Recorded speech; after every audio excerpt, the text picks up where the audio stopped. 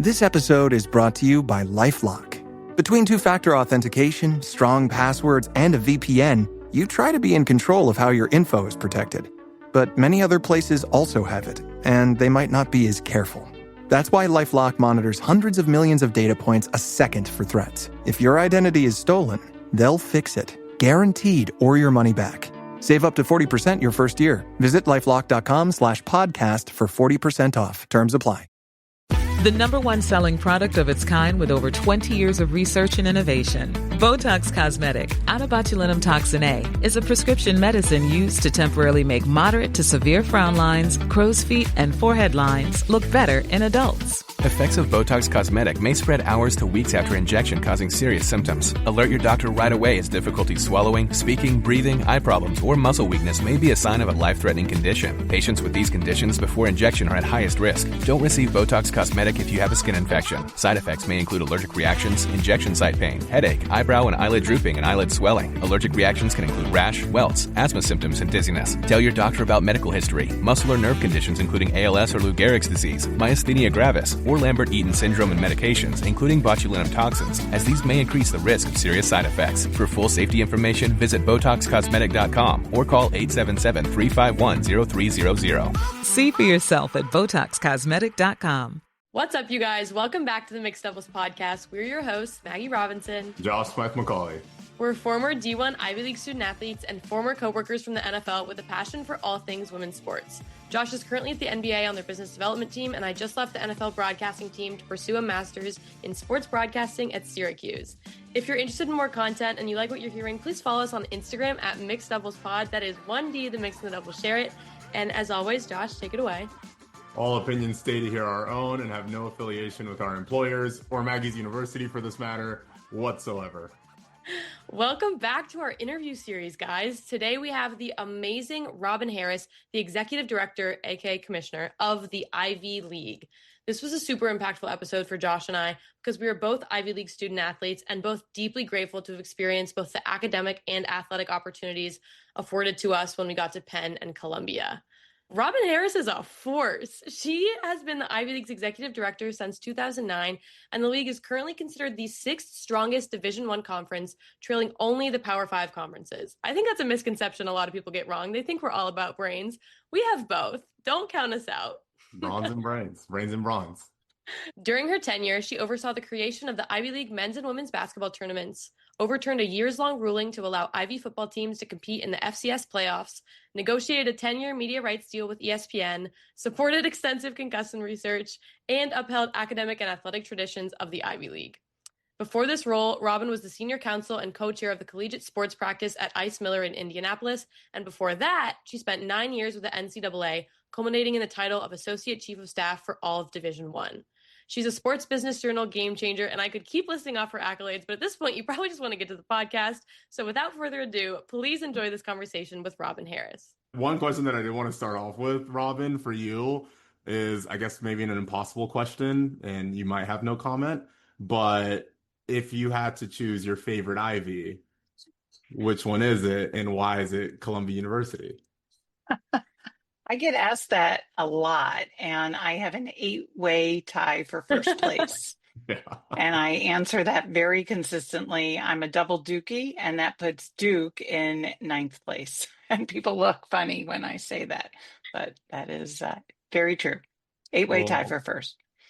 We'll take that answer. I'm sure Maggie's happy that it wasn't Columbia outright. So yeah, we'll take a win. We'll take 8 ways. We'll take 8 ways. Getting into more of your background and who were we talking to, right? You've had an incredibly unique path to where you are now as the executive director of the Ivy League, aka the commissioner. Would you mind just giving us kind of a background, a quick tour, if you will, of how you've gotten to this role in this point in your career? As I said, I'm a double Dookie, and I worked for 3 years after graduating with a political science major. And went to law school thinking I'd work for the government, federal government, because I was doing government consulting in Washington, D.C. And in law school, someone said, merge your interest with your career. You'll always be happy. And I'm like, I love sports. What do I do? And so I really pursued that in law school. Did a lot of informational interviewing. I'm a big advocate of creating your network, just finding out the jobs that are out there. I interned at Duke in the compliance department. One summer, I interned at the ACC conference office. I wrote a law review article on the NCAA enforcement procedures. In researching that, pre-internet, by the way, I had to talk to real people. And my boss at the ACC connected me with someone at the NCAA. And that led ultimately to my first job at the NCAA as the first staff person for the Committee on Infractions, which was directly the subject matter of my law review article, the whole enforcement process. So it all fit together. I worked at the NCAA for 9 years, half for the Committee on Infractions and half I worked in Division I governance. That was the government job I went to law school for. It was just now in sports. And that is what I do now. I left the NCAA when I got married and co-chaired the collegiate sports practice at a law firm and learned the business aspects of working and generating clients and the importance of generating revenue. And then the Ivy League job came open, and I've been here for 16 years in, again, sort of a government job, where instead of being at the national level, where I was responsible for over 300 schools, I now get to work with 8. And I love it. And I'm still involved nationally as well. You have a long list of accolades and kind of subcommittees that you're a part of through the NCAA, which I think is really impressive and also speaks to how much you care about all the details. I think it's easy to think of someone in this kind of up above role of just like they're overseeing, but you're physically there in these rooms, making sure that everything is kind of working as it should, which I would assume garners you a lot of respect amongst your peers. I also wanted to ask you, you said sports was kind of a passion and you wanted to merge your passion of sports and working in the government. What drew you into sports in the first place? Did you play sports growing up?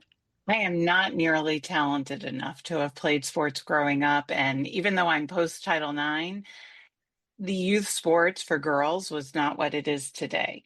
And so I was a big Yankees baseball fan. My family would watch Yankees games all the time. And then I went to Duke and I went to a lot of sports, not just basketball, and just loved sports. And I knew a lot of the athletes in college as well. I mean, we're friends with athletes, and it was my pastime, right? Like it was what I did in my free time. And I also could see that it was important to have other perspectives. And it was interesting to me that there were jobs. You know, I didn't realize that when I was just a fan. And so exploring jobs, I looked at jobs in professional sports. I looked at jobs in collegiate sports, but the student component really attracted me to college sports. And that's why I'm in the Ivy League, because we're so student focused. It's not about generating the revenue. It's about the student experience. And that's been a driver for me throughout my career. And now I've been in college sports for over 30 years. So I've seen an evolution, particularly in Division I. I've seen an evolution. This is why I'm at the Ivy League. Absolutely. Robin, I don't want to date you at all, so feel free to also no comment this question, but who were the marquee players on the Duke basketball team while you were there? I could be dated. So I was there when Coach K was first achieving his success. And so some of the players included Johnny Dawkins and Jay Billis, and Mark Gallery, whose daughter Bella played at Princeton, and then Tommy Amaker, who's now the head men's basketball coach at Harvard. Those were some of the players when I was there. There you go. So like the first Coach K's first Final Four team. They did not win the championship, but his first Final Four team. Did they win any championships while you were there? In law school. Can I count that? Oh, that you can count that. You can count that. Double Dookie. Come on. That's right. In law school. That's but perfect. I have rooted for Ivy teams when they have played Duke. Wow. Several times. Lacrosse, basketball, several times. Yes. Put that on the record. Men's and women's basketball.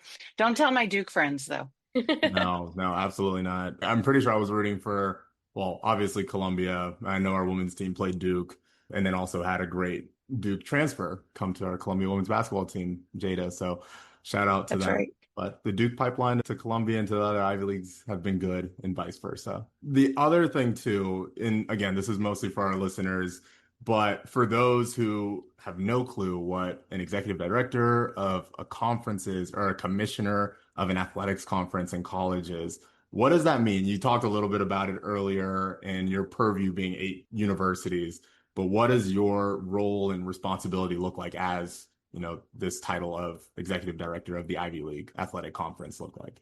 Yeah, it's a great question, and it's often hard to explain to people. So I am hired by and I report to the 8 Ivy League presidents, and that is common across all the conferences. The commissioners, I'm the only one that's called executive director in Division I, by the way, all report to the presidents, and we are all primarily responsible for the presidents, but we're also working more closely on a day-to-day basis, regular basis with athletic directors. I also meet with coaches and I work with other administrators at our schools. So a lot of what I'm focused on is how are we achieving the vision and the expectations of the presidents within the principles set by the Ivy League and the presidents, but also achieving the goals of the athletic directors.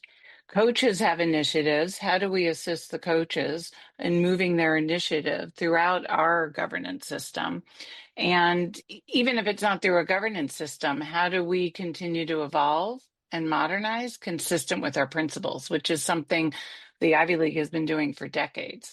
While we still have a different model that's as compared to other conferences, we're still very successful. And we're the 5th best conference in Division I, by the way, when you look at all sport metrics, Olympic participation. And so my responsibility is to shepherd that. And it's a lot of managing and facilitating and leading issues and people. Consensus building is the big part of what I do, and strategizing and planning. How are we going to achieve the goals? What are the pitfalls? Trying to anticipate the concerns that are going to arise as we discuss the issues. You do have a unique role in that you're straddling both the rigorous academics that the Ivy League is known for and also maintaining the athletics that we've now built up, as you're saying, to be the 5th most successful. I was trying to find the right word, conference. But the Ivy League is super unique. And I remember when I was committing to Penn or giving that verbal commitment to my coach, everyone thought, oh, you're getting a full ride, like you're getting a scholarship. But the Ivy League is so unique in that since 1945, they have never once given an athletic scholarship. Would you mind giving us and the listeners a bit of a SparkNotes history lesson on the Ivy League and some of the core traditions that it upholds today? So the Ivy League was founded as a formal athletics conference, came together in the middle of the last century by the presidents who were concerned about the commercialization of college sports. And I'm talking the 40s into the 50s, 1940s, 1950s.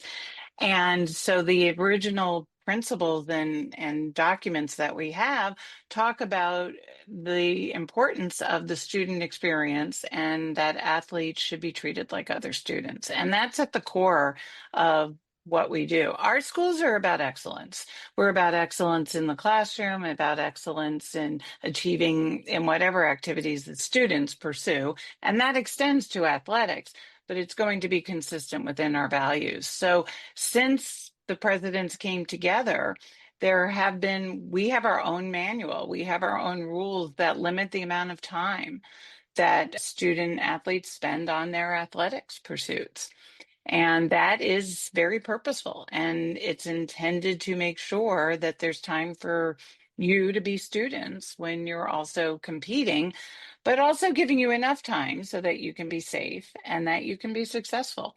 And it's a combination. So our rules have evolved over time. And, sometimes regulations get loosened up. We used to have very few postseason tournaments. And just since the pandemic, we'll have added, as of next year, 8 new postseason events in Ivy League sports, because we want to provide that capstone experience to our student athletes. So it's a constant evolution, but in adding the tournaments, we also reduced a regular season game. So soccer, for example, we have men's and women's soccer tournaments now. Every program reduced their season by 1 contest so that it was overall not an expansionary proposal. I do have to say, and Josh, you probably had a similar experience, that was the thing that drew me to the Ivy League when I committed. It was, you can actually balance both, and it's Division I. You could go to a great Division III school and you're focusing mainly on academics, or you can get both. And I feel like the Ivy League is seriously the best of both worlds in letting us, Josh and I got the jobs we're doing now because we had the time to pursue external activities and like our passions outside of sports, knowing that sports are going to end at some point. Like, this is really fun, but we're not playing professionally. Who are we kidding? And I think going to a school like we did just opened so many doors, and bringing that into the professional world. Now I know how to balance so much. I feel like that's a skill. Like, when you're in the professional world of, okay, I have my job and I'm super busy and I'm really stressed.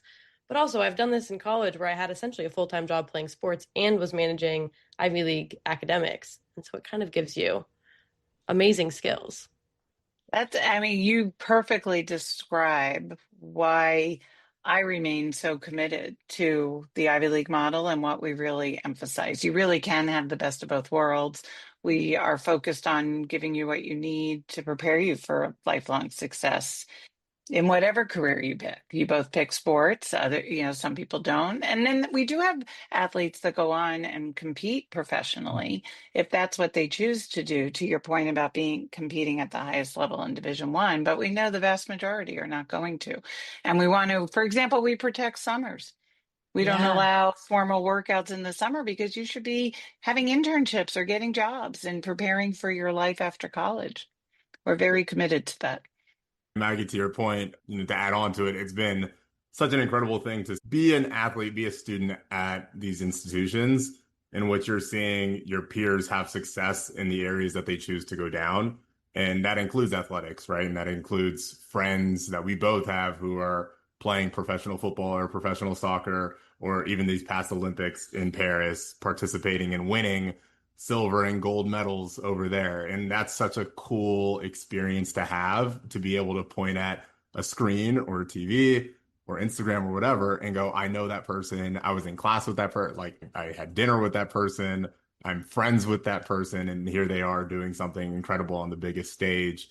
I wanted to go because you brought up the postseason tournaments. And one of the sports that was left out originally was football, which is what I played. And that was always an interesting point of contention for us as athletes, especially when, the Ivy League created Ivy Madness for the basketball programs. And it was so cool to see them go off and participate. Obviously, they had been historically participating in March Madness, but usually as a one bid. And so getting another opportunity to increase the amount of bids that they have, or increase the amount of teams. Going into football specifically, this year you guys decided to allow the Ivy League football programs to participate in the FCS postseason. And I know I was incredibly excited about that decision. I know a ton of my teammates and coworkers who had played in the Ivy League were incredibly excited about the opportunity to see the teams that are so good. And, this past season, 3 teams sharing an Ivy title go off and participate in the postseason. Would love to ask you just how, or I guess why, this felt like the right year to finally do that for the football programs in the Ivies.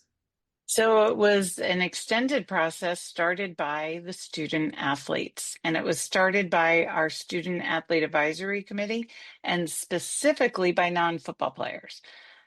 Wow. 2 summers ago, so the summer of 23, we had an in-person Student Athlete Advisory Committee meeting to kick off the year, and I met with them like I typically do, and always have an open dialogue, question and answer.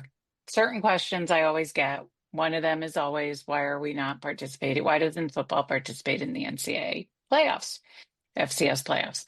And I have my answers. I've been giving the same answer at that time for 14 years. And I gave them the answer, and there's 7 or 8 different reasons that over the years the presidents have given for why we're not in the playoffs: academics, health and safety, et cetera. And I give that answer. And usually the student athletes move on, and they didn't. They were terrific. They said, okay, how do we change that? How do we change that rule?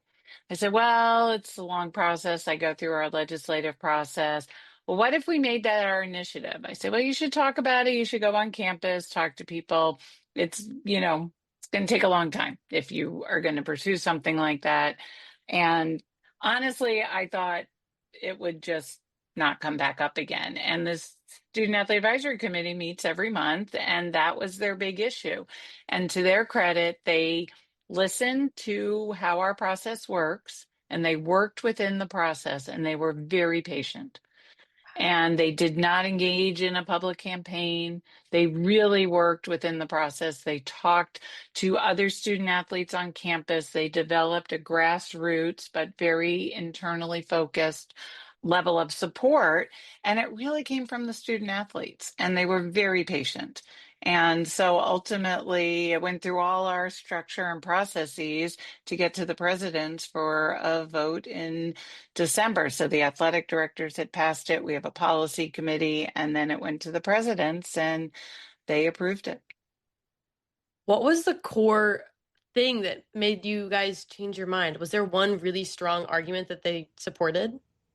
And yes, and to be clear, I don't have a vote. I'm the, Okay. I help lead and manage. Mhm. It's not about what I think at all. And I often don't share what I think. It is about the equity. It was about equity. They were the only sport that did not have the opportunity. And to be fair, over time, over the years, we have made tremendous strides with concussion and management, and particularly in football. And so we had data to demonstrate that as well, that we were in a better space from a health and safety perspective than we had been previously. Working with both of us at the NFL, we saw obviously the kickoff rule change. Was that driven by you? Did it start with the Ivy League and then picked up by the NCAA and then picked up by the NFL? Was that the order of operations? We will take credit for helping to get it adopted. It's unclear to me. We were definitely ahead of the NCAA. Mm-hmm. The NFL was happening in parallel structures, and there were some individuals. We had a working group, and there were some individuals familiar with what the NFL was discussing. But when we implemented and we had to receive permission from the NCAA for an experimental rule. There were no other conferences at the NCAA using the kickoff rule we were using. And then we provided data to the NCAA, and they ultimately changed the rule. We still have a slightly different kickoff rule than the NCAA, but it's been very gratifying to see the change adopted more widespread. And our programs also don't have live tackling to ground during practice during the season. And so, Josh, you probably experienced that when you were there. And that's a health and safety initiative that I don't think others have generally joined, although coaches will tell you outside the Ivy League, they really don't hit a lot in big weeks because they don't want the players injured for the game, but they don't have a rule that prevents it like we do. Yeah. Josh, did you ever see that or talk to people who were playing at different schools? And did they have different rules that they talked to you about? Yeah, they had much different rules. I mean, I have many stories that I can tell, but I'll say this. Me playing at Columbia definitely alleviated a lot of pressure off of my mom and my grandma, who were very concerned about my health. And they were very happy that I wasn't coming home injured all the time, but did see differently in other conferences. And I think along that same vein, we've been talking about the uniqueness of the Ivy League. And when it comes to things like player health and safety and other initiatives, one of the bigger cases more recently and just bigger developments in college athletics has been NIL and the ability for athletes to make money off of their name, image, likeness. Obviously, that has transformed into a whole lot more than that. In the Ivy League, in conjunction with what we've talked about earlier today, remaining true to the core values, decided to publicly opt out of the House v. NCAA settlement case. For our listeners, and honestly for ourselves, giving us a bit of context as to how that decision was made, why the decision was made, and then what the case would have done if you were to opt into it for the Ivy League. Yeah, I'd be happy to. So under the House settlement, there are the defendant conferences, the so-called power conferences, that have to comply with the terms of the settlement. For other Division I schools, every institution has the opportunity to opt in. For an Ivy League school to choose to opt in would have required changes to our rules because we have rules that prevent some of the benefits I'll describe. So that required us as the league to talk about whether or not there was interest in opting in. And that started with, of course, I briefed the presidents, but the athletic director talked about it, and they actually didn't support opting in. And then it went to the policy committee and presidents. And it was a very easy decision because it doesn't align with our values as well as our rules. So the areas where opting in allows schools to, one, offer more athletic scholarships than are currently being offered. So the NCAA athletic scholarship limits go away. Well, we don't offer athletic scholarships, so we knew that that wasn't a factor. Revenue sharing is also something that's allowed under the settlement. And while we have a nice partnership with ESPN, I can tell you we're not generating any revenue to share. When you think about, we have 35 sports on average, we're producing over 1,100 events to be broadcast so your parents can watch the games and fans can watch the games. So there's no revenue that we have. And even if we did, our rules would prohibit payments based on athletics participation. And so finally, that leads to direct institutional payments for NIL, which also would not be allowed because that's based on athletics ability. So it was really a rather easy decision. And even just on those three things, and then you add the roster limits that are being put in place with the settlement, which you've probably read a lot about, that there's been some grandfathering in of current student athletes, but over the long term, there's going to be reduced rosters. And for us, particularly with non-scholarships, we have larger rosters, and the athletic directors really didn't want to deprive student athletes with the opportunity to have the experience that you both had in the Ivy League. So it was an easy decision, particularly when it's coupled with the fact that opting out still allows us to have the championship access we already have. It still allows us to be full-fledged Division I members. So it really wasn't a challenging decision and consistent with our values, frankly. And I think the other piece of it too, and I'm speaking more so for the athletes ourselves, back when we were in college, I think NIL started my junior year, so right out of the pandemic.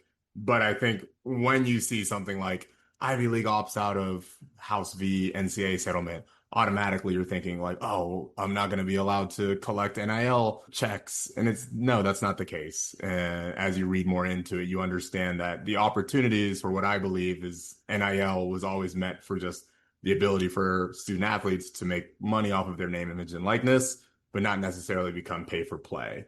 And the Ivy League sits in a really unique position where they're able to kind of not indulge in that because of the rules that they've established, as you've mentioned. I'm so glad you brought that up because you're exactly right. We support legitimate and real NIL, which is exactly what you talk about. If a student athlete has a business initiative and it happens to be tied to their sport, they should be able to do that just like a non-athlete student. Or if they can have an endorsement deal, if they're a social media influencer.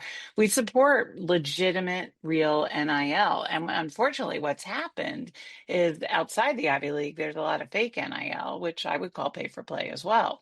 And so that's not allowed by our rules. Yeah. It does feel like we're at a really interesting pivot point in college athletics. And I'm sure I'm saying nothing new to you, but I'm just really intrigued to see where this split almost happens of you have the Ivy League standing true in its values of, no, this is what our core is, and we're not going to waver from that. And we know what we want and what we want our student athletes to achieve out of this. And then you see all these collectives and you see people transferring all the time. And I feel like it's changing what it is to be a student athlete in the NCAA right now, because there's no continuity on teams, or at least there's a lot less if people are transferring for bigger money. I know there was a softball player who transferred from Stanford to Texas Tech, I believe, brought them to the Final Four. And without that $1 million NIL deal, essentially, she wouldn't have left Stanford. But are you leaving a great education for, it's just, I don't want to say the purity of college athletics, but in a way it feels like that of, you're making this something more than it needs to be, and it's taking away from the pure joy of just playing the sport because you enjoy it.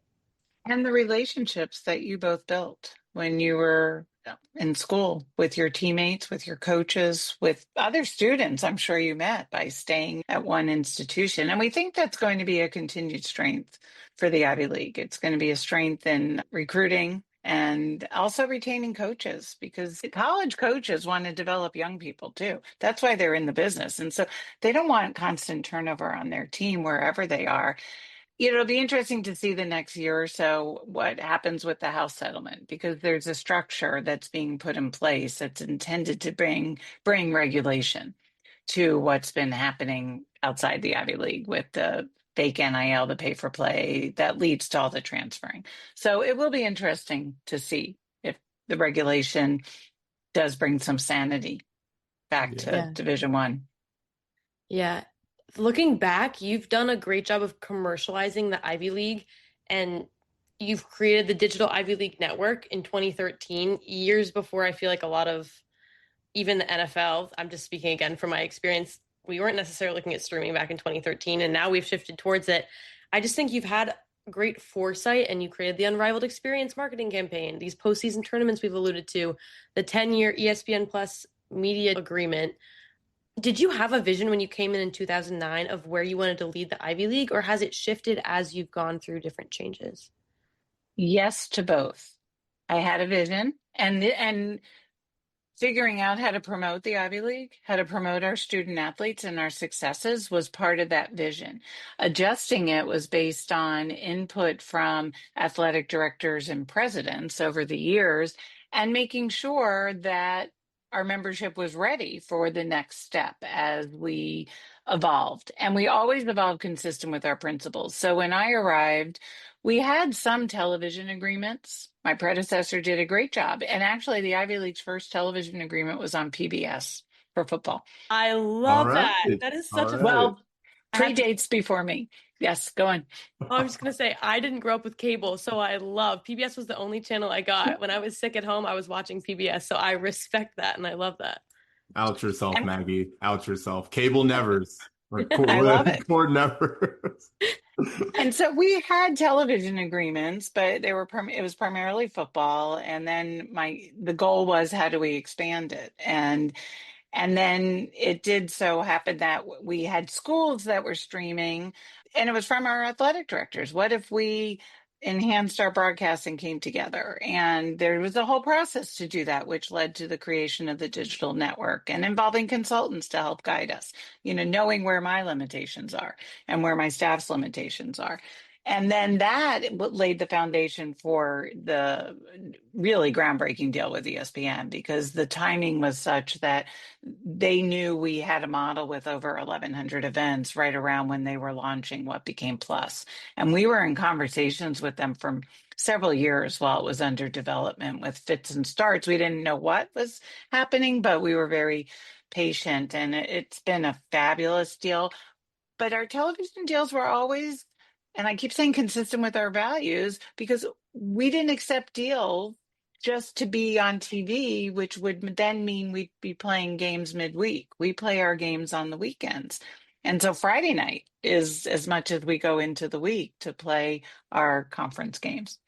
I listened to an interview of yours in prep for this, and you said almost the same thing. We won't be playing a football game on a Tuesday just because it's a primetime slot on a big cable network. That's not what we're going to sell out our student athletes for. We respect that they might have an exam the next morning at 9 a.m. They have to study for their tests and their quizzes. And just looking at the media rights deal, this is a 10-year long, extremely impressive deal that you helped negotiate. Josh and I have a background. We kind of worked under the media distribution umbrella, if you will, at the NFL. So he was on the media rights team, helping them with their negotiations. And then I was on the broadcasting, TV production operations side. So looking at it from different angles, but both working with ESPN as a main partner. How are you approaching the next 10 years of media distribution for the Ivy League? What does that look like in your estimation? Or is that something that's going to change year to year? That will change. And by the time we are actually in negotiation, who knows what the platforms, the distribution platforms will look like. But it is something we are already starting to discuss very generally and plan for. And we're just beginning those conversations with the athletic directors to prepare for ultimately when we are looking at the next contract and what that will look like. When we were looking for, I guess it was in 2016, 17, we started the process, right? And we talked to a lot of networks and other platforms, actually. And it was really important to have what the athletic director's goals were and to know what those goals were. And we already had a subscription digital network, and the goal was to try and make that more affordable, which we did with ESPN.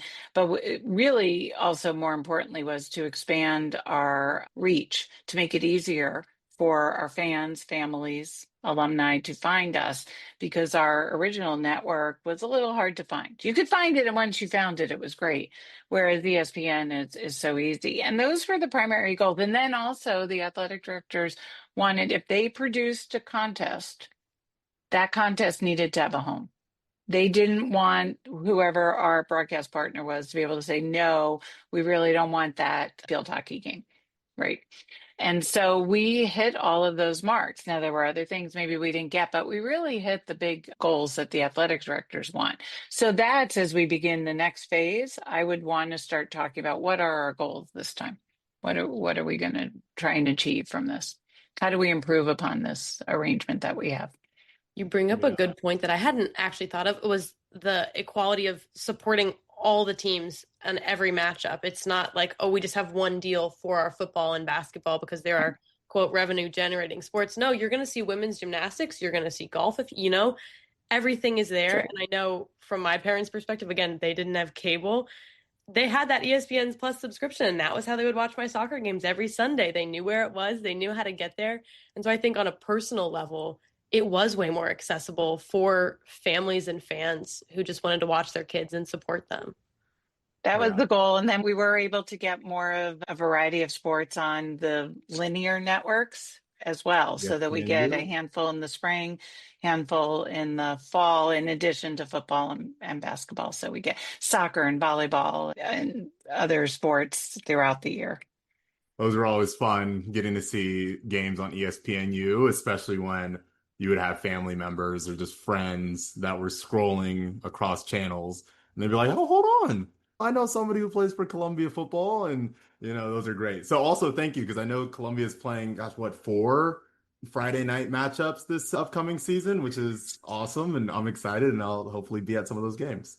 See what happens when you win an Ivy title. First one in 61 years. And I will say, when we started playing on Friday nights, we were with NBC at the time, and there weren't a lot of other Division I football games on Friday nights. And now you see the rest of the conferences have really moved number of conferences have moved into Friday nights. No, people follow. I feel like you might have been there at the Ivy League football dinner that they do. That's every year, every 2 years? Every 2 years. Every 2 years. Yeah. So I was there this year, and Jimmy Pitaro, of course, president of ESPN, was there getting awarded. And Cornell football alum. And I don't know if it was directed at the Ivy League table or him specifically, but they were asking about the relationship. And somebody was like, Jimmy has a soft spot for the Ivy League, so he's going to make sure something gets done after this deal expires. So hopefully he keeps that in mind, and maybe it ends up on, I guess we can't call it flagship anymore, but just ESPN, their new DSC service. But that'll be really interesting, and I'm definitely intrigued to see how it unfolds over the next few years, and continue watching Columbia and Penn and everybody else on ESPN Plus and ESPNU. But the question that I wanted to ask is more around the civil movements and service that I feel like the Ivy League has done a really good job of being vocal about, of being on the forefront about. Even back to when Maggie and I were playing, you think about a lot of the moments in history that we played through, one of the bigger ones being the pandemic, George Floyd and the Black Lives Matter movement. And then you look across the college athletics landscape and you look at some of the conferences, and obviously not calling anybody out, but I feel like the Ivy League has always been proactive about stating where we stand and listening to the student athletes and working with them. And so you think about the 8 Against Hate campaign that we launched as well. Why is there that emphasis, at least from you, from the Ivy League, why is that emphasis placed on upholding these values as a league and listening to your student athletes and being on the front lines of these issues that matter to us? We really are grounded in focusing on the student experience. And I use that word purposely, student. Yes, student athlete, but it really is about the student experience and caring about the overall health and well-being of our student athletes, right? And so COVID was very challenging. I mean, that was really, I mean, it was challenging for the whole world. Okay. So I'm not going to over, exaggerate and look for sympathy. But that week where we were leading up to the basketball tournaments, we truly started trying to figure out with the president's meeting how many fans we could allow at the basketball tournaments. And every day the conversation shifted and the number went down. And then it started to become clear to me we were going to have the tournaments without fans. Okay. That was like Sunday or Monday. And then it really shifted as the virus multiplied. And for us, I was reaching out to other colleagues who still had tournaments going on. Like, what are you guys talking about? We had a TV contract too, but the revenue in the TV contract just were not factors for us. It was about what was right for health and safety. And as our president started to realize individually on that their campuses were going to be shut down or that they were going to be limiting crowds, we quickly got to the point where the crowd size was going to be so small we could not assemble a tournament. And it was like overnight that this happened. And it was devastating, but I understood it. I really understood it at a core level because we are talking about health and safety of everyone that's involved in the event. And revenue and TV contract just weren't a factor. So our ESPN contract actually, because we ended up not playing for the whole next year, has been extended by 1 year because we didn't fulfill the terms of our contract that year. ESPN was a great partner. They understood. And so we extended the contract. It was fine. And I say that because I think we do approach decisions differently. I'm not saying money doesn't matter. It's just we're not driven by decisions that generate revenue. We try and do what's right for the students at our schools. When you think about these core pillars that you're talking about at the Ivy League, are there 2 or 3 that you can distinctly name of these are things that we will uphold no matter the context that are going to be continuous and things that we stand true on? Yeah, I keep saying it, but it's true. And it's at the core. We want our student athletes to be real students. And that's in the classroom and it's outside the classroom. When we were developing the Unrivaled experience campaign to communicate what makes the Ivy League so special, there was a focus group at the time. It was pre-pandemic. I don't know if either of you were involved in it, but 2/3 of the student athletes surveyed were participating in another activity in addition to their sport. And that became our power of and, because you get to be an athlete and you get to be something else on campus. And that is so important to us because you are going to go on and into a life where you're going to be more than an athlete. Maybe you continue working out, maybe you continue playing, but you're going to be more than your sport. And so how can we prepare you for that? And so it is the opportunity to succeed in the classroom and thrive, to be a real student, to be as good athletically as you want to be and have national success if that comes, certainly to win Ivy League titles, which we hold paramount. And there's another piece, and you represent that so well. It's the connection from having been an Ivy League student athlete that crosses school lines. There's something special about that. That network is so real. I've realized I had people that I played high school soccer with that, like, one girl went on to Harvard, someone else went on to Columbia. Josh and I are friends at the NFL through being like, oh, we both played Ivy League sports. We have this shared common interest and shared experience, even though they're wildly different schools. You just understand what it means fundamentally to be an Ivy League student athlete, and you know there are shared values inherent in that. And I think that's so special. And you went through similar experiences, even though our schools are actually quite different. Yeah. You took the words out of my mouth. I mean, that's what it is. It's crazy now. I still live in New York, and the amount of Ivy League students and Ivy League student athletes that you run into at any sort of event, and automatically you have this bond. I mean, I can tell a quick story too about when I was at the NFL and I was working on our media team, and we went out to LA, and there was, I wish I could remember his name, but he, I believe, is on CBS and did radio and now is doing broadcast and played football at Princeton, was a running back. And, you know, if not for me having played football at Columbia, I could have played football at the University of Texas or wherever else. But because I had played football at Columbia, he was my guy for the week. Like, and much older, I won't say much older. He was older than me, but he was gracious and he took me under his wing. And, somebody of that stature, but just looking at me and being like, you and me are cool this week because you played Ivy League football and so did I. And I'm going to show you what I do and take some time out of my schedule to kind of guide you. So just things like that. And that happens frequently. And I'm sure Maggie's experienced the same thing. So it is an unrivaled experience, if you will. It really is special. And the dinner you referenced, the football dinner, every other year, over 1,000 Ivy League football alums come together representing all 8 schools, honoring one alum each and our coach. And I don't think there's another conference where rivals get together like that in a celebratory fashion to really recognize each other and come together. And it's a wonderful celebration of Ivy League football, but really even more so the success that our alumni achieved after playing. It's fabulous. Yeah, that was, Maggie, I think I told you, that was a surprise to me. I didn't realize that the head coach of the Browns, Kevin Stefanski. Yeah, I didn't realize he had played Ivy League football as well at Penn. He played at Penn, I didn't realize he was a Penn guy. Come on. You knew that. Excellent. I did know that. Just to wrap us up here, I would love to ask, when you look back at your career, once this is all said and done, what is the lasting impact that you hope to have made on the collegiate student athletes?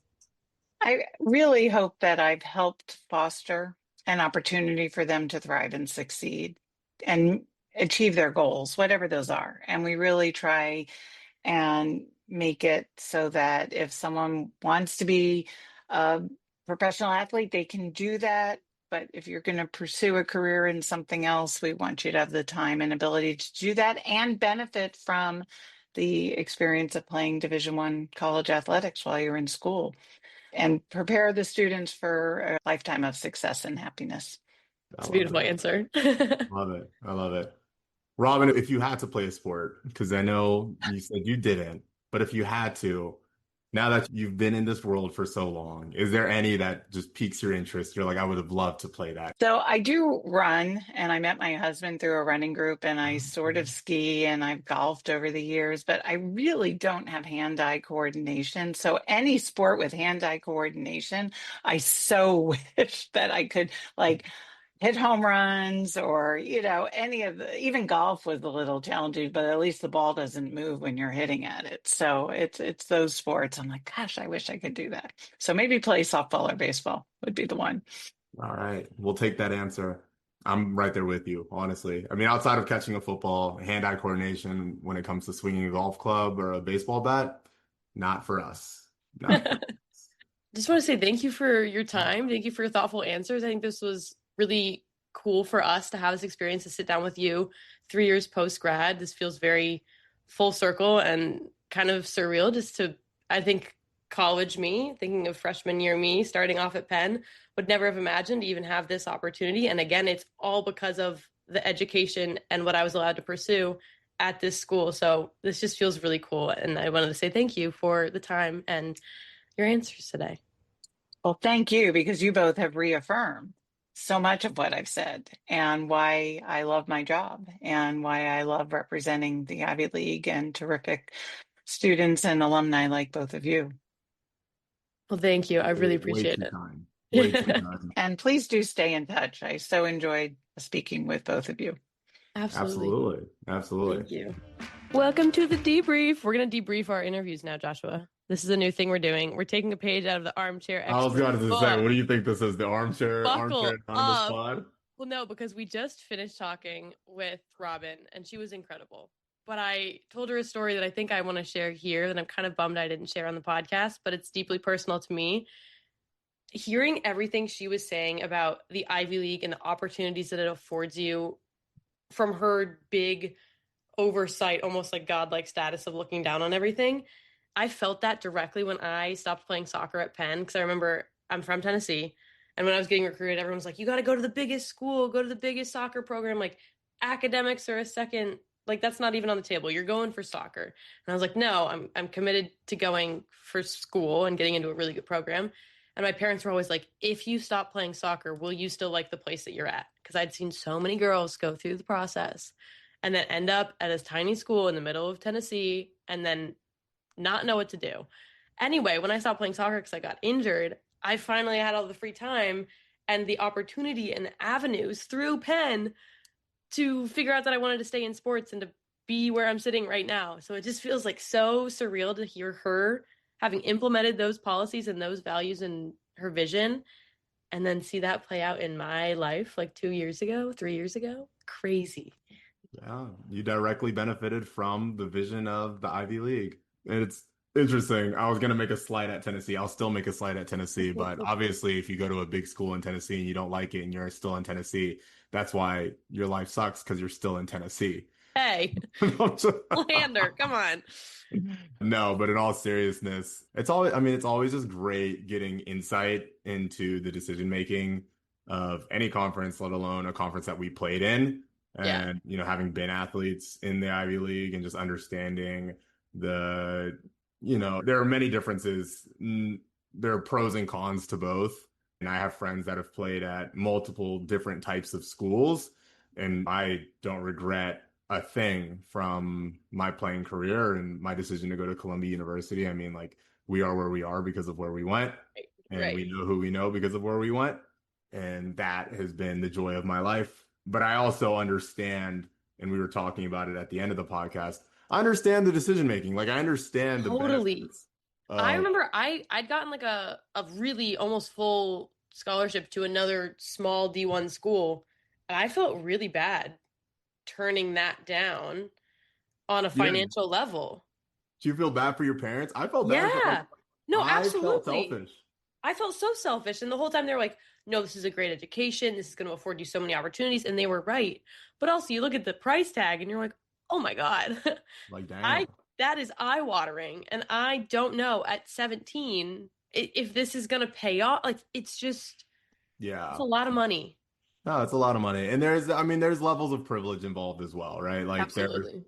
You think about getting recruited to the Ivy League, you do have to have certain academic scores. And, like, I'll out myself. The first time I took the SAT, I think I bombed it. And I have to go, hate test taking.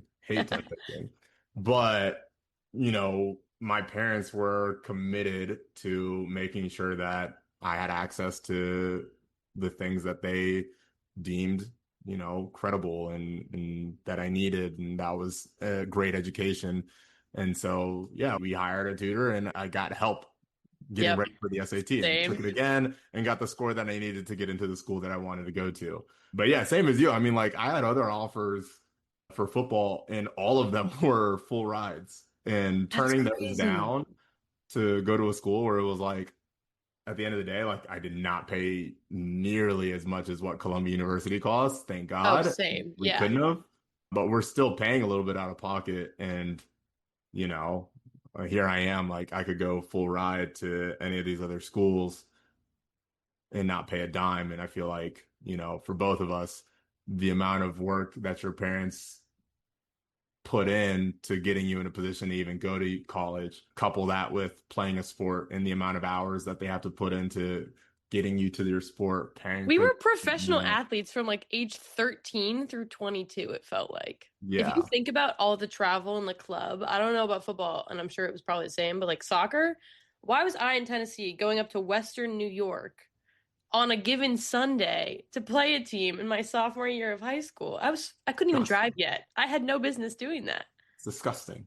It is. It's great. If you look at the state of youth sports, insane. That's also a whole different. Yeah. But all that said, I am excited for, when I get my little me's and they're hooping or they're doing whatever. I mean, at the end of the day, they could do it. What sport are you putting them in? Are you, or is there a sport that you're anti? Are you anti-football? I'm anti-baseball, which is funny. She brought that up. I'm not sitting outside and watching my kids play. Oh, it's a selfish reason. Yeah, no. First of all, when you play baseball, like, you suck until you're like physically able to like hit the ball well. I mean, you suck for a while. Same with any sport, dude. No. But like, there's a difference, right? Like, I can sit down and watch my kids suck at soccer for a little bit. Okay. And eventually they'll get good. And I think they'll be good before they're good at baseball. Baseball, like the amount of time that you have to spend going to a baseball tournament. So, because like you're playing multiple baseball games in a day. All these things suck, and you're just sitting there. And also, like, baseball crowd's not my favorite. I'll say it. Not my favorite. Fair. Nothing against them. Fair enough. Nothing against me. Whereas a basketball tournament, I'm indoors. I go You're to the pro indoor sport is what I'm hearing. Like you're No. volleyball, basketball. I'm not just pro indoor sport because like football for sure. Like kids can play football. They can play tennis, water sports too. Like I'm not mad at that. If you want to swim, let's swim. I'll go to the pool. All right. I'll watch them cook up some kids. But baseball is just that. Baseball is one. Baseball, softball. I'm not having it. Off the table. I'm not having it. Like you could do anything else. Listen, I think football might have to be that one for me, which is a hot topic given my former place of work. But I just feel like the risk for injury when you're little is so high because you have not coordinated your body. We'll play flag. Hey, it's as if you came from the NFL and you know our core initiatives. That's crazy. Play flag. You know, I played flag until 7th grade. Did you actually? Yeah. You should have pitched that to them, be in one of their marketing campaigns. My mom wasn't letting me play tackle. Good. No Pop Warner for you at that age. Pop Warner. Pop Warner is, I'll say, like, that is crazy to me. They're so little. If your helmet is bigger than it's a bobblehead. Your body, you should not be putting equipment on to play tackle football. That's just me.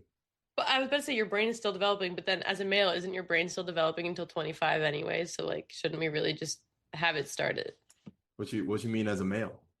Men's brains develop slower than women. Like your brain isn't fully cooked. Your brain is now almost fully cooked as of what? Early July? Is the timer going to go off? In 2 weeks. Yeah. Do you feel like you're getting smarter? Are you slowly solidifying up there? No, I think I'm getting dumber. Awesome. Ivy League education, everybody. Thank you for listening. No, I gotta lock in. You know what I mean? You get it. I get it. I'm back at school for a reason. You've been fully developed for years now, I guess. Yeah, I have been. Fully an adult. And that's great. Mm-hmm. And I'm happy for you. Thank you. Truly. Okay. Oh well, we have an exciting episode next week. We're staying on the course with the collegiate commissioners. Do you want to explain who we have on? A little tease for the audience. Yeah, Sanja Stills, the commissioner of the MEAC conference, which is also the Mid-Eastern Athletic Conference. And I think this one's going to be really special. I'm really excited for it because this is a conference that is home to a lot of HBCUs or historically Black college and universities, one of which is where my sister went, Howard, HU, So very excited for that interview coming up. And I think it'll be really interesting to listen to somebody who's been in the seat for a while.